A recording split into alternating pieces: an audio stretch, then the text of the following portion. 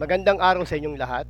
Gusto nyo ba ng financial statement na may balance sheet na automatically, may income statement, meron ng general ledger per fund?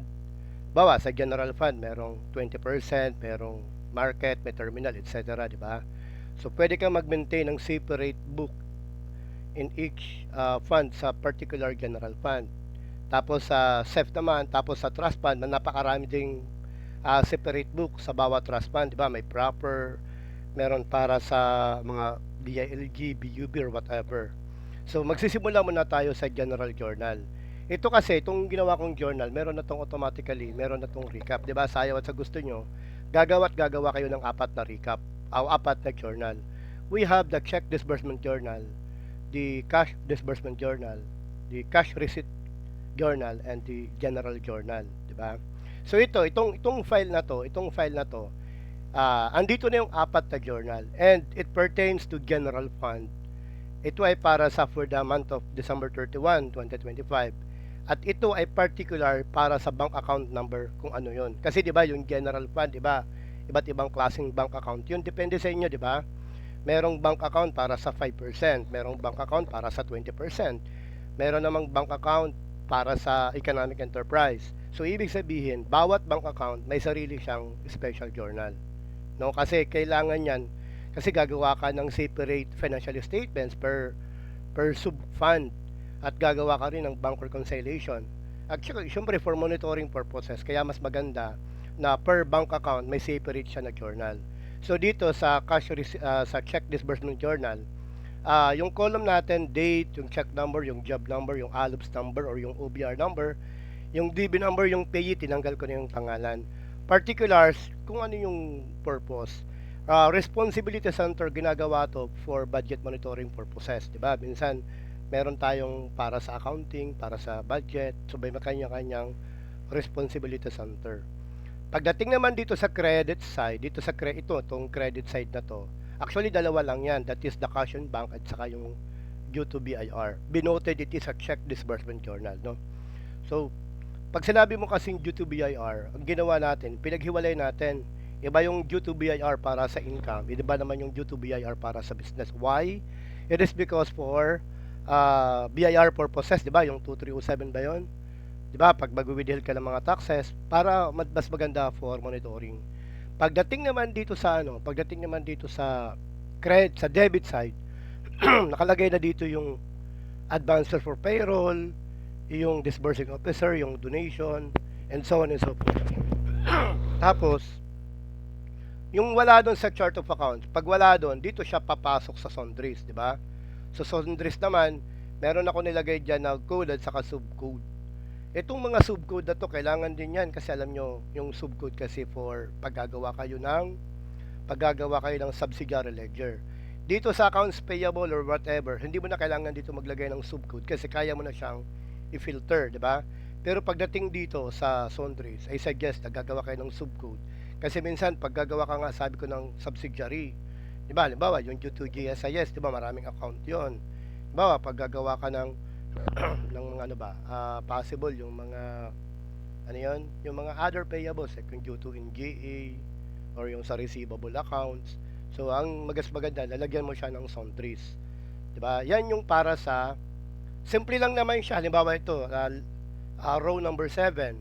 So yung 1131 na yan, nag-cash man siya ng 1131, credit siya ng cash and bank, debit ka ng advances to special disbursing officer. Halimbawa, dito naman sa isa, ito, na line 10. So, itong line 10 na yan, ang credit mo, dalawa, due to BIR at saka cash and bank. Again, pinaghiwalay natin yung due to BIR ng income at saka business tax, diba? Ngayon, yung corresponding debit side niyan, since nawala siya doon sa heading, dito siya pinasok sa sundries. Diba? Dito siya. Yan yung, maging maingat lang po kayo sa paglagay ng proper chart of account. Doon. Then ito naman, yan. So kung wala dito sa ano ba kagaya dito. Kung wala doon, kung wala dito sa heading, ilagay mo siya sa sundries. Pero kung nasa heading, ilagay mo. Halimbawa itong line 231, di ba TEB. So actually ang nilalagay namin dito sa heading, yung mga most common na ginagamit na chart of account. Yung palagian. Yung mga hindi naman common o hindi palagian na ginagamit na chart of account, doon mo na siya ipasok sa sundries, no? So sa baba po niyan, maraming transaction to kasi for the month of December yan. Yan. So yan na po siya. Wag po kayo mag-alala kasi magtatanong kayo paano kung hindi balance ang debit. Ito yung palatanda namin itong yellow na yan. Yung yellow na yan. At saka makikita nyo rin dito kung doon sa recap, ipapakita ko din sa inyo kung mali yung chart of account nyo. So halimbawa, pasok naman tayo sa CRJ, ganun din sa CRJ. Ganun din. Kasi sundries na lang yan. So yung heading naman sa CRJ, yung cash receipt, ayan, yung cash in local treasury, business tax. Then yung sa CDJ naman, ito naman yung sa CDJ, yung cash disbursement journal, di ba? Ako yung payo ko sa inyo, kung mag-ano kayo ng, kasi CDJ is for liquidation. Siguro I would suggest dito sa particulars, lagyan nyo ng additional info kung anong check number siya kinash advance. Kasi minsan, halimbawa, itong 11, minsan kasi napakaraming cash advance, halimbawa lang, para res 11. So para mas maganda, dito sa particulars, lagyan nyo dito ng halimbawa, sabihan nyo lang, ito ay pertaining to check number, ayan, di ba? Para paggawa mo ng subsidiary, hindi ka na mahirapan. Itong 1.1 million na to, it pertains to the check number cash advance or blah blah blah, di ba? So ito yung para sa, so actually dito sa ano, marami to tinago lang. Ayan. Ayan. Napakarami niyang mga regular heading, tapos sa baba naman yung sundries. Kung sa baba, kung wala namang laman, halimbawa at the end of pwede nyo naman i-hide. Halimbawa ito, i-hide ko na lang to. So ito yung ginagawa niya, di ba? Para pag nag-print kayo, kumasya siya. So andito naman yung sa general journal.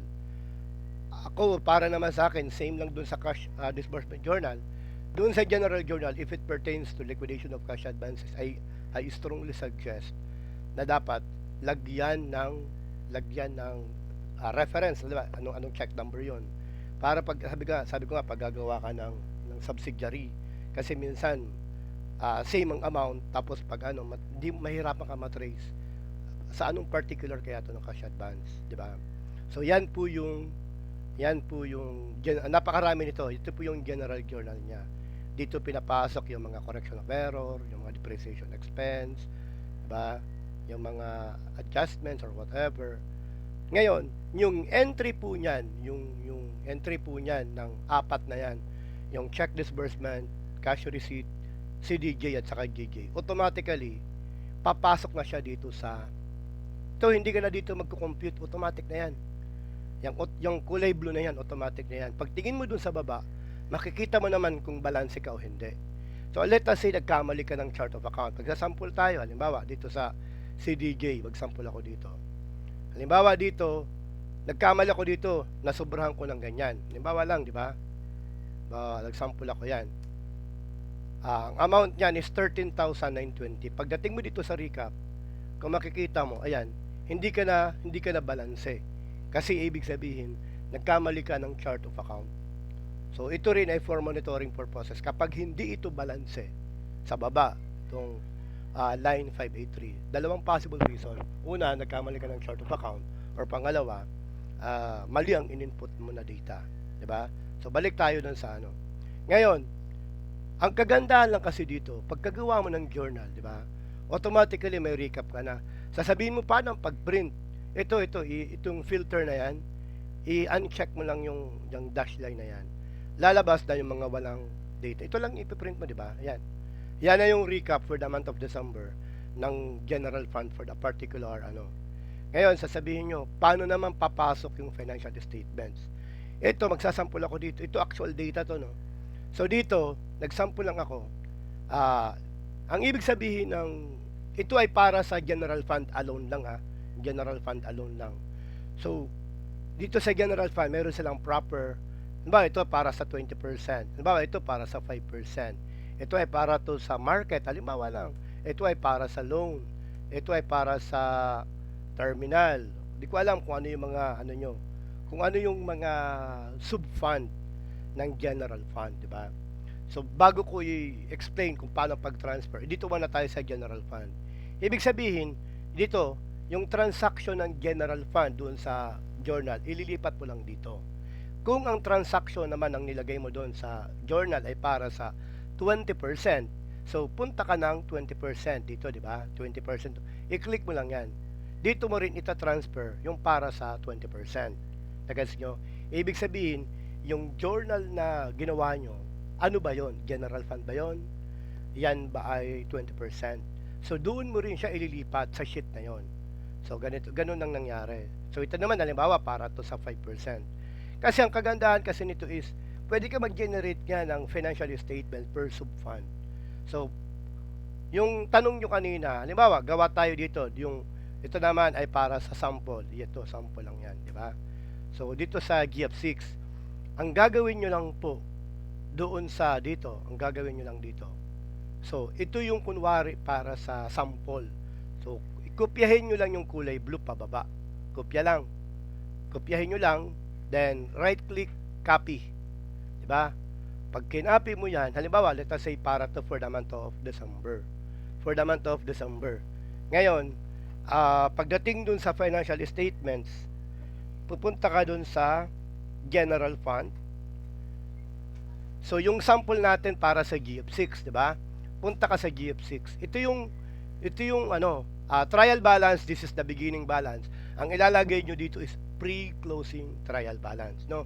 Why pre-closing? Kasi nga, gagawa tayo ng comparative financial statements, di ba? Yung sa income, yung sa expense. Kasi kung post-closing, paano ka makakapag-compare ng financial statements?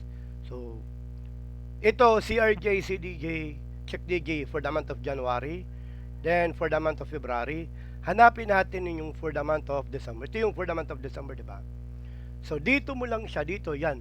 Kulayan ko yan, yan. Yan yung pinakasimula. Ang gagawin mo, Control B mo lang. Balik ulit tayo doon. Hanapin natin yung kanina. Copy, Control C, tapos, pagdating mo dito sa FS, Control B. Ayan na siya. Diba? Pinaste mo lang. So, hindi mo na kailangang mag-encode-encode ng isa-isa. Kundi, copy, paste. What I mean is, from journal, yung recap doon, copy mo yun, i-paste mo lang dito sa kung anong period. So, kung yun ay for the month of January, dito mo naman siya ilalagay. Dito mo siya ilalagay naman, diba? Dito mo naman siya ilalagay. Yan. Kung for the month of February, dito mo naman siya ilalagay. So, ganun lang po yun, no? Ang gagawin lang is from journal, copy-paste lang. So, pag-usapan natin itong general fund. So, dito sa general fund, ang ginawa ni accountant, meron siyang pre-closing trial balance. Diba? Ito yon. Yan yung actual niya. Then, ito na yung CRJ niya, check DJ, CDJ, GJ. Then, automatically, ando na yung January niya. Tapos, ginawa niya naman yung transaction ng February, nilagay niya naman dito. Then, yung transaction ng March, ng April, up to December. Pagdating naman sa GF1, siguro baka 20% ito, hindi ko alam. So, ito naman yung mga transaction niya. Para naman sa February, para naman sa March, para naman sa April. Halimbawa naman yung sa calamity fund niya, dito niya naman nilagay. So, nilalagay niya lang, copy and paste lang, di ba? Ibig sabihin, sa isang sheet file, madidetermine mo na yung per fund. So, punta tayo ng ledger. Ito yung kagandahan dito, may ledger kasi siya eh. So, dito sa ledger na yan, magsasample tayo ng cash and bank, halimbawa lang. So dito, ito lagi yung i-click ang refresh, no? So halimbawa lang, kasi pag refresh, malay mo may mga bagong transaction, mag-refresh ka lang. So dito, i-click mo yung land. So halimbawa, punta tayo ng cash and bank. Meron yan drop down, hindi ka naman nahihirapan. Hanapin natin ang cash and bank. Asan ba? Ano yan? Nakasort ito. So cash and bank, yan. So yan po yung cash in bank. So, lakihan natin. So, ito po yung cash in bank ng consolidated. So, kung gusto mo, cash in bank lang ng GF proper, click mo lang yan. Di ba? So, kaya mo mag-generate ng cash in bank per sub-fund. Sabi mo naman, para sa GF1 o para sa 20%. Lalabas naman yung para sa 20%. Sasabihin mo naman, para sa sa calamity fund, lalabas naman. So, sa baba niyan, nakaano na po yan, nakalink na lahat yan, January to December. Wala ka na pong gagawin dyan, as in, wala ka nang gagawin. So, dito naman, sa GF analysis, kapag pinili mo dito konso, dito sa GF analysis, lalabas yung konso. Ayan yung konso. So, pag pinili mo, halimbawa, pinili mo yung GF proper lang. So, ito naman yung trial balance ng GF proper lang. Di ba? Kasi mandatory, gagawa ka ng monthly trial balance, di ba? So, halimbawa, punta tayo sa konso na lang. Konso na lang natin. So, dito, ito ay itong yellow na yan. Yan ay comparison. Sasabihin mo, gusto ko i-compare yung January at saka yung prior year. Kung makikita mo, meron yan arrow. So, piliin mo lang yung January. Lalabas yung comparison ng dalawang period. January at saka February, di ba? Ngayon, sasabihin mo, paano ang pag-print naman ito? Dito naman sa for filter. Ayan, check mo yan, click mo yan, alisin mo lang yung walang laman. So, pag click mo yan, lalabas na yung trial balance for the month of January. Pag baba mo yan, balance yan. Yan yung, siguro yung 0.01 kasi, yung mga Excel, alam mo naman, di ba, sa Excel, yung pag-approximate. Kung matagal na kayong gumagamit ng Excel, ma-feel nyo. I mean, maintindihan yung minimin ko kasi minsan kasi, bawa, 1.444, yung isa naman, 1.455. Pag tinotal mo na yon, doon nagkaka-diferensya ng ano. Pero anyway, hindi naman po yan, it's not a big deal. Madali lang naman pang paghanap niyan. Diba, sabihin mo naman, for the month of December, gusto mo yung buong transaction, yung comparison. Check mo lang yan, then uncheck mo lang yan. So, yan na yan. Ito naman yung for the whole year. So, tingnan natin kung balance siya. Balance po yan. Diba? So, dito kasi kagandahan kasi dito is meron ka ng ledger. Bawa sa general fund, pwede kang mag-generate ng ledger ng consolidated. Kung gusto mo, general fund proper lang. Kung gusto mo, 20% lang. Diba? Makakapag-generate ka na. Then, yan po yung para sa general fund. Actually, yung ginawa ko, tingnan natin yung tawag doon. Ang suggestion ko, paggagawa kayo ng recap. Ito kasi yung recap ko. Pakita ko sa inyo yung recap ko. So, sa recap, meron yan journal para sa general fund, journal para sa SEF, journal para sa trust fund. Ako yung suggestion ko is, paggagawa kayo ng journal, asan na ba yun? Halimbawa ito. So, journal. So, i-separate nyo yung general fund, di ba ito yung journal, ito yung pinaka-main folder mo. Sa general fund mo naman, i-ano mo naman, i-per folder mo naman. Halimbawa, January, February, March, April, May, June, hanggang December. Tapos, halimbawa, for the month of January, dito mo naman i-save. Halimbawa, sa January, i-save mo dito yung per bank account. Kasi minsan, sabi ko nga, may mga malalaking LGU na minsan sa general fund, iba-iba yung bank account. So, dito mo i-save. Halimbawa, kung meron kang 5 o 6 na bank account, di magiging 5 ito, di ba? So, ganun ang ibig ko sabihin. Kumbaga parang ulitin ko, ito yung journal, ito yung journal, then, nahahati yan sa tatlo, general fund, SEF, and trust. Pag inopen mo naman yung general fund, andyan naman yung January to December, di ba? Tapos, pag inopen mo yung January naman, andyan naman yung journal per bank account. Yun po yung ibig kong sabihin. Ganun din sa FS. Sa FS naman, halimbawa, kunwari, tapos ka na sa for the month ng January, i-save mo dito sa, i-transfer mo yung data for the month of January. Yan, for the month of January, kunwari lang. Tapos, pag for the month of February, dito mo naman siya ilagay. Para, ang mas maganda na mag-save kayo ng per month. Kasi minsan, may mga pagkakataon, may dapat kayong balikan, or malay mo minsan na-corrupt or whatever, di ba? I strongly suggest na dapat lagi kayo mag-save ng file per month. So, depende yun sa inyo. Nasa inyo yun, no? So, ito naman yung sa SEF. Ang SEF kasi isang bank account lang naman. So, same lang din. So, yung journal ng SEF, halos parehas lang din. So, wala ba dito? Wala. Di ako nagano na. So, ito yung SEF. So, parehas lang. CRJ, check DJ, CDJ, then, January, February, March, up to December yan. So, ganun lang din from journal, copy-paste lang mula dun sa journal, no? Then, magkakaroon ka na ng ledger. Ito naman yung ledger, parehas lang, halimbawa, ledger mo. Sa ledger mo, gusto mo, halimbawa lang, interest income. Ayan. Pag interest income, since it is a nominal account, walang beginning balance yan, di ba? Halimbawa, maghanap tayo ng real account. Halimbawa, hanap tayo. Halimbawa, cash in local, cash in bank. Ayan. Meron siyang beginning balance because that is a real account. Yan.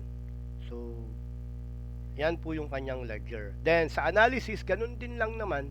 Merong comparison. You can compare two periods. Then, halimbawa, sabihin mo for the month of December. So, filter mo lang yan. Hanapin mo yung for the month of December. Then, pagdating dito sa araw na yan, filter, alisin mo lang tong, yan, check mo lang yan. Lalabas na yung ano. So, balance po yan sa baba. Ito po yung transaction ng Special Education Fund. Diba? So, pagdating naman ng trust fund, ang trust fund kasi napakarami. Actually, ang ibang LGU nga, may 20 na bank accounts. So, ito nag-sample lang ako. Meron lang siyang 9 bank accounts.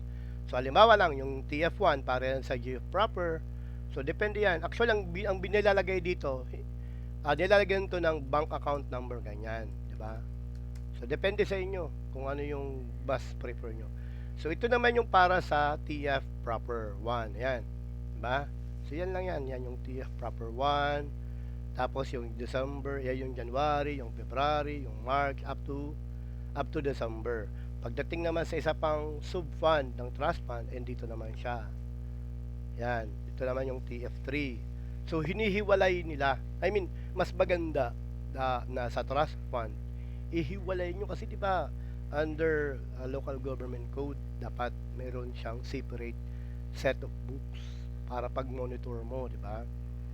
Bawa, minsan due to yung fund transfer from DILG para ma-determine mo magkano na yung cash and bank mo, diba? So, huwag kayo mag-alala kasi napakarami niyan. I created 25 ayan, 25 na sheets para sa 25 bank accounts. Then, same lang din ang general fund. You can, tawag son, filter mo lang. Then, dito sa other, pwede ka magpili. Halimbawa, GF1.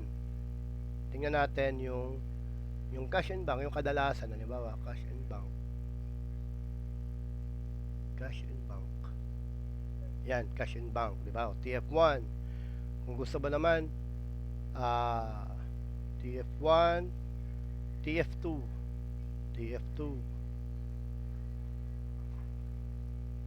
Kung gusto mo naman, consolidated. Ayan, nag-ano na siya, nag-automatic na yan.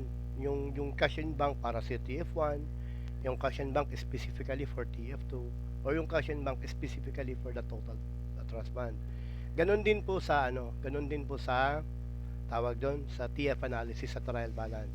So pinili ko yung TF Conso kasi dito yung TF Conso. Pag pinili mo yung TF1, tingnan natin yung TF1, lalabas dito yung para sa TF1 lang. Yan na po siya. Then again, you can compare. So let's say, gawin natin December. Tapos filter mo lang yan, alisin mo lang to. So ito yung kanyang trial balance for the Trust Fund TF1. Ngayon, kung ikaw si accountant, ang kagandahan kasi nito is explain ko sa inyo, no? Kung ikaw si accountant, halimbawa lang, hanapin natin yung for the month of January. 'Di ba? Yan ang laman. By the way, huwag niyong papalitan yung file name, ha? Huwag niyong papalitan kasi nakalink yan. Pag pinalitan mo yung pinalitan mo GF123, pinalitan mo yung file name, huwag mong gagawin yung kasi maapektuhan yung linking. So, ang ibig ko lang sabihin is, halimbawa, marami kang staff. So, ibigay mo yung GF sa isang staff mo. Siya yung gumawa nun. Ibigay mo naman sa isang staff mo yung SEF. Ibigay mo naman sa isang staff mo yung TF. Ang kagandahan lang kasi nito kapag halimbawa, kukunin mo lang yung file niya, halimbawa, i-close ko lang yung i-close ko lang yung general fund, kunwari lang. Pag close mo yung general fund, wait lang, hindi ko pa naka-close. Yan, halimbawa, na-close ko na. Halimbawa lang, galing to, copy mo lang yan. Kunwari, galing to sa labas.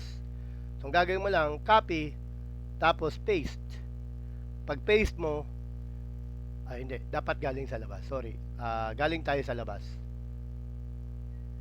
Magpipaste ako sa labas. Diba, ito yung trabaho ng staff mo. Copy ko lang yan. Tapos, paste ko dito, paste. Replace the file. Diba? Pag di-replace ang file mo, yung data na yan, automatically papasok yun dito sa trust fund. I mean, sa total, dito yung papasok sa total. So, ito naman yung total niya. So, dito naman, pwede kang mag-generate ng bawa, gusto mo, general fund lang. Kung gusto mo, trust fund lang. Kung gusto mo, ito kasi pinili natin, set, special tax. Hanapin natin yung mga common na mga transaction. Halimbawa lang, due to BIR. Hanapin natin yung due to BIR. Ayan. Yan. Due to BIR. Kung gusto mo, special education fund. Kung gusto mo, general fund. Kung gusto mo, total fund. Diba? So, yun yung kagandahan kasi dito na pwede ka gumawa ng ledger. Tapos, dito naman sa trial balance, since na pinili mo yung total fund, lalabas dito, ito yung consolidated na. Diba? Meron ka ng consolidated. So, hindi ka na mahirapan mag-conso kasi na siya. Meron na siyang consolidated. I-filter mo lang yan, uncheck mo lang yan, mo na lang to. So, meron na rin siyang detailed balance sheet. Gumawa na rin ako ng detailed balance sheet. Ayan. Filter lang. Actually, ang ginagawa ng ibang accountant, madali lang naman siya. Mamaya explain ko sa inyo kung paano paglipat dun sa format. Ito yung, yan, balance sheet. Balance yan, di ba? Kanina nakita natin na 0.01. Ito yun. Ayan. Tapos, andito rin yung kanyang detailed balance sheet. Ayan yung kanyang detailed balance sheet. Tapos, meron na rin siyang PPE. So, ginawa ko na lang to. Addition, ibig sabihin yung beginning balance ng last year. Andyan yung addition, yung transfer. Magtatali yan dun sa balance sheet nyo. Magtatali ito na 361 pag mo dito sa balance sheet. Ngayon, sabi ko kanina, paano yung format namin? Ano yung gagawin namin? Meron na kaming form. Ang gawin nyo, ganito lang gawin nyo. Halimbawa lang, ito yung format nyo. Halimbawa, dito yung BS. Halimbawa, ito yung format nyo. Hindi ko alam kung anong klaseng format kayo kung meron. Halimbawa, yan ang notes. So, dito, ang gawin nyo, dito sa trial balance na yan, ang gawin nyo, ang suggestion ko is, dito sa trial balance, i-unfilter mo lang to. Unfilter mo lang yan, halimbawa lang, no? So, gawin mo, copy mo lang yan, pababa. Copy mo lang yan. Copy mo lang yan. Tapos, i-paste mo dito sa sheet 1. Ibig sabihin, ito yung galing dun sa mo. Diba? So, dito sa BS mo, yung format mo, diba? Napakarami ka dito ang format. Ililink mo lang siya. Ililink mo lang. Equal sign. Bawa ganyan. Diba? Halimbawa lang. Para every time, every month, mag-generate ka. Ang gagawin mo lang, delete mo to, tapos, punta ka dun sa total fund, i-copy mo lang ulit yon, tapos, paste mo lang dito sa format, sa mo. Di ko alam kung nag-guess yung ibig kong sabihin, na parang nakalink na siya. Kumbaga parang, andito yung format mo, lagyan ko, ito yung format mo, yung kulay yellow na yan. Yan yung standard format mo, di ba? May mga, kasi hindi ko kasi pwedeng i-fix yung format kasi iba-ibang LGU ang gagamit ito. So, bawat LGU may iba't ibang design, may iba't ibang format. Like yung sa statement of changes in equity, yung sa cash flow, yung sa notes to FS, yung sa Escabaa. So, dito mo lang ilagay yung mga trial balance mo, yung mga post-closing, pre-closing, or whatever. Basta mahalaga, dito mo lang ilagay, dito sa sheet 1 na yan. Copy-paste ka lang, copy mo, i-paste mo lang dito. Tapos, kung meron kang format, i-link mo na lang. Yun ang ibig kong sabihin, no? Para hindi ka na mahirapan sa ng format. Tapos, meron pa ba akong nakalimutan? So, ang kagandahan lang kasi dito, sabi ko nga na hindi ka na mahihirapan pang gumawa ng general ledger. Kasi bawat chart of account niyan, meron na yan. Tapos, I strongly suggest na kapag tapos ka na, mag-print ka palagi. Kasi, mahirap kasi kapag alam mo naman, di ba? Yung malay mo, may mag-crop ng data mo. So, i-click mo lang itong print, automatically magpiprint na yan. So, ito yung para sa total fund. And by the way, may ginawa rin akong FS para sa barangay na may ledger na rin. Actually, sa barangay, separate yung kasi meron na siyang mga budget registry. Pero case dito sa LGU, hindi ko na ito nilagyan ng budget registry kasi syempre iba naman yung ibang department yung accounting sa budget. Samantalang sa barangay pwedeng pag-isahin. Meron na rin akong ginawa para sa SK financial statements. Meron na rin akong ginawa nun. Pero hiwalay po yun na discussion. And ano pa ba? Ano pa ba yung gusto nyo malaman? Dito yun sa general fund. Yan. Tapos, sasabihin nyo, paano paglagay ng beginning balance? Diba? Ito yung beginning balance. Diba? Ito yung beginning balance nyo. Diba? Ito yun. So, ang gawin nyo dito sa sample na yan, halimbawa lang, pwede nyo kasi ito i-delete. Halimbawa lang ha, kunwari lang, ito yung beginning balance nyo. I-paste nyo lang dito, yung pre-close, bawa, gagamitin nyo to ng 2026, halimbawa lang.